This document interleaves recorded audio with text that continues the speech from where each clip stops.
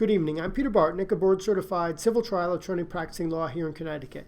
Today's topic is the Americans with Disabilities Act, and we're going to talk about what is a public accommodation generally and what are some rights that exist under the ADA that provide free access or non-discrimination in a public accommodation. First, let's talk about what is a public accommodation under the ADA.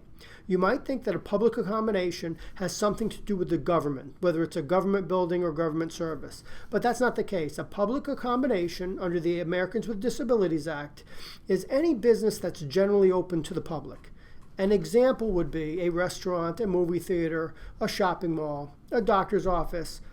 Any business that's generally open to the public will be covered under the ADA, and that business is responsible to allow their service to be accessible to someone with disability. Now, how would a business do that? And what does the ADA require? Well, there are specific regulations. So today we're not going to talk about a specific regulations in all aspects, but think of it this way.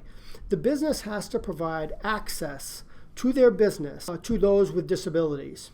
An example would be if the business is open to the public, the business needs to provide free access to somebody who is blind.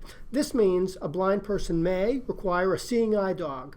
The business has to allow the access to that person, so that means the business has to provide some way for the person to have access to the business, and if they require a seeing eye dog and there's no other way to provide access, then likely that's what's going to be required.